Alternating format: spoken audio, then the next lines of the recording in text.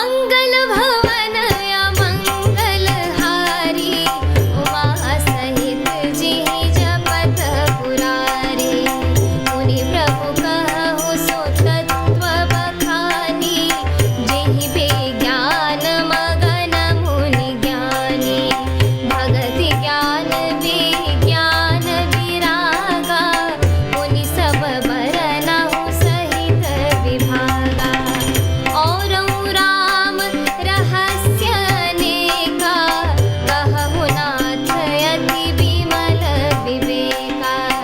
जो प्रभु मैं पूछा नहीं होई, सो दयाल राखहु जनि गोई। तुम त्रिभुवन गुर वेद बखाना, आन जीव पावर का जाना। प्रश्न उमा के सहज सुहाई, छल विहीन सुनि शिव मन भाई। हरहि राम चरित सब आए, प्रेम पुलक लोचन जल छाए। श्री रघुनाथ रूप उर आवा, परमानंद अमित सुख पावा। मंगल भवन या मंगल हारी, उमा सहित जिहि जपत पुरारी। मग्न ध्यान रस दंड जुगा, मुनि मन बाहिर कीन। रघुपति चरित महेश तब, हर्षित भरन लीन। मंगल भवन या मंगल हारी, उमा सहित जिहि जपत पुरारी। झूठे सत्य जाहि बिनु जाने, जिमि भुजंग बिनु रजु पहचाने। जिहि जाने जग जाई हेराई, जागे जथा सपन भ्रम जाई। बंदउ बाल रूप सोई रामु, सब सिद्धि सुलभ जपत जे सुनामु।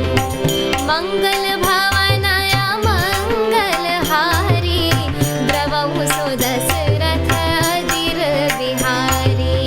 करि प्रणाम रामहि त्रिपुरारी, हरषि सुधा समगिरा उचारी।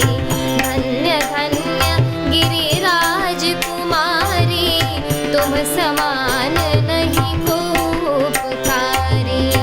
पूछेहु रघुपति कथा प्रसंगा, सकल लोक जग पावनि गंगा। तुम रघुबीर चरण अनुरागी, कीन्हिहु प्रश्न जगत हित लागी। मंगल भवन या मंगल हारी, उमा सहित जिहि जपत पुरारी। राम कृपा ते पार्वती, सपने हु तव मन माही। शोक मोह संदेह भ्रम, मम विचार कछु नाहि। मंगल भवन या मंगल हारी, उमा सहित जिहि जपत पुरारी। अर्थात, हे प्रभु, फिर आप उस तत्व को समझाकर कहिए जिसके अनुभूति में ज्ञानी मुनिगण सदा मग्न रहते हैं, और फिर भक्ति, ज्ञान, विज्ञान और वैराग्य का विभाग सहित वर्णन कीजिए। इसके सिवा श्री रामचंद्र जी के और भी अनेक रहस्य छिपे हुए भाव अर्थ सहित चरित्र हैं, उनको कहिए। हे नाथ, आपका ज्ञान अत्यंत निर्मल है। हे प्रभु, जो बात मैंने ना भी पूछी हो, हे दयालु, उसे भी आप छिपा न रखिएगा। वेदों ने आपको तीनों लोकों का गुरु कहा है, दूसरे पामर जीव इस रहस्य को क्या जाने। पार्वती जी के सुंदर, सहज और छल रहित सरल प्रश्न सुनकर शिव जी के मन को बहुत अच्छे लगे। श्री महादेव जी के हृदय में सारे रामचरित्र आ गए। प्रेम के मारे उनका शरीर पुलकित हो गया और नेत्रों में जल भर आया। श्री रघुनाथ जी का रूप उनके हृदय में आ गया। जिससे स्वयं परमानंद स्वरूप शिवजी ने भी अपार सुख पाया। शिवजी 2 घड़ी तक ध्यान के रस आनंद में डूबे रहे।